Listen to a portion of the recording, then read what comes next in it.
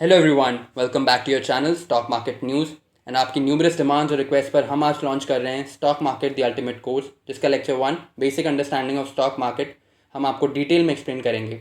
Sensex क्या है, Nifty क्या है, सेविंग्स और इन्वेस्टमेंट में क्या डिफरेंस है, हमारे जो दो बड़े स्टॉक एक्सचेंजेस हैं उनके बीच में क्या डिफरेंस है, एंड कौन से प्लेटफॉर्म्स हैं, कैसे इन्वेस्ट करना चाहिए। काफ़ी लोगों की क्वेरीज आ रही थी।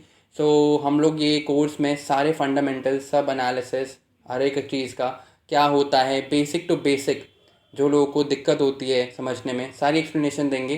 तो do watch the whole video, and पसंद आए तो लाइक, कमेंट, सब्सक्राइब ज़रूर कीजिएगा। Let's get started. Hello everyone. So today I am here to discuss some very basic and common terms related to stock market. हाँ, ऐसे बहुत सारे terms हैं जो हम सुनते आ रहे हैं, लेकिन हमें शायद उनका मतलब ठीक से पता नहीं है।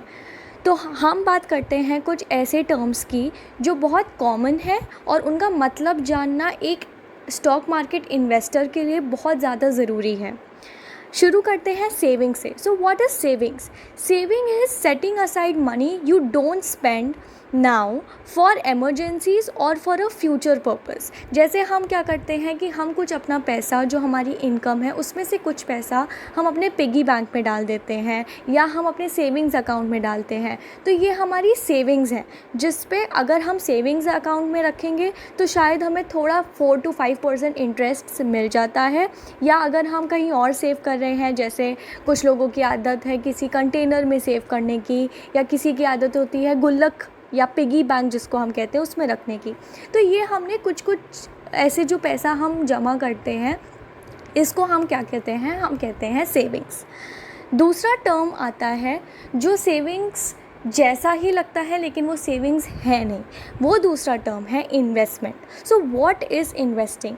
Investing is buying some assets with the expectation that your investment will make money for you in future. Now when I say that investment is actually for a long term, जैसे कि 10 साल, 20 साल, 30 साल या उससे ज़्यादा इन्वेस्टमेंट हम ऐसी एसेट्स में करते हैं। एसेट्स मतलब ऐसी चीज़ों में करते हैं जिसमें हमें पता है कि हमारा पैसा बहुत ज़्यादा टाइम्स ग्रो कर सकता है आगे आने वाले कुछ सालों में। ये एसेट्स हो सकते हैं स्टॉक्स, बॉन्ड्स, म्यूचुअल फंड्स या फिर रियल एस्टेट। बहुत सारे तरीके हैं इन्वेस्टमेंट के, लेकिन आज का हमारा फोकस है, हमारा कंसर्न है कैसे हम स्टॉक मार्केट में इन्वेस्ट करते हैं। लेकिन उसके लिए सबसे पहले हमें पता होना चाहिए कि what does stock market mean. Stock exchange एक ऐसी मार्केट प्लेस की तरह है जो फैसिलिटेट करता है buying and selling of stock. जो स्टॉक एक्सचेंजेस हैं ये दुनिया भर में हैं, ठीक है। हर कंट्री में अपने अपने स्टॉक एक्सचेंजेस हैं। इंडिया में भी बहुत सारे स्टॉक एक्सचेंजेस हैं, लेकिन जो मेन दो स्टॉक एक्सचेंज हैं वो है NSE और BSE। तो ये NSE और BSE आपने सुना होगा न्यूज़ में, और बाकी जितने भी स्टॉक मार्केट रिलेटेड कोई भी आर्टिकल्स हैं उनमें भी। तो ये क्या है?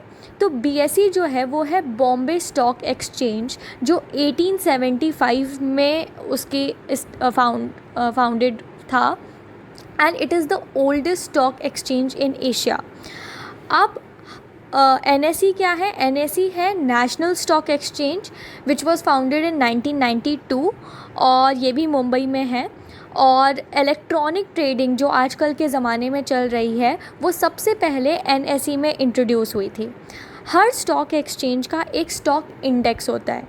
ये stock index is actually nothing but it is composed of a selection of stocks, and it is designed to reflect how stocks are performing overall, which means that अगर हमारे मार्केट में ये सारे स्टॉक्स कैसे मूव कर रहे हैं, अगर हमें ये जानना है तो हम उसका ओवरऑल परफॉर्मेंस देख सकते हैं उस स्टॉक इंडेक्स से।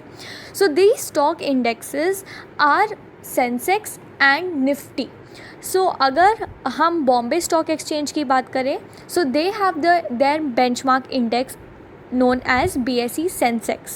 Now this Sensex is derived from the word sensitive and index, and it has 30 stocks. तो BSE ने हमारे इंडिया में जो पब्लिकली लिस्टेड कंपनीज़ हैं वो ऐसी 30 कंपनीज़ को लिस्ट किया है, जिसका कंपाइलेशन में हम देख सकते हैं सेंसेक्स में। निफ्टी जो है वो एक्चुअली है निफ्टी 50, और ये स्टैंड करता है national stock exchange 50 because it is comprising of 50 stocks.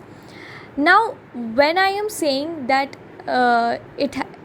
we are trading on stock exchanges, remember that we are doing it electronically, and for that a very important factor is that you need to have a demat account for the same। जैसे आपके पास savings account होता है, आप अपनी savings, अपने जो भी आपको सेव करना है आप उसमें अपना पैसा रखते हैं सेविंग्स अकाउंट में, वैसे ही एक होता है डीमैट अकाउंट जो आपको ट्रेडिंग में हेल्प करेगा। अगर आपके पास डीमैट अकाउंट नहीं है तो आप तुरंत डीमैट अकाउंट खोलिए।